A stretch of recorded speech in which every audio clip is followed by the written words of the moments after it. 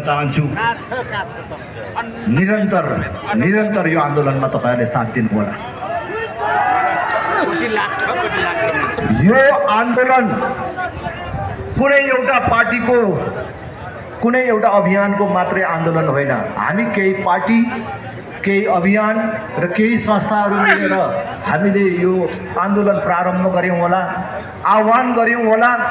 तर यो आन्दोलन नेपालको लागि नेपाली जनताले गरेको पहिलो आन्दोलन हो।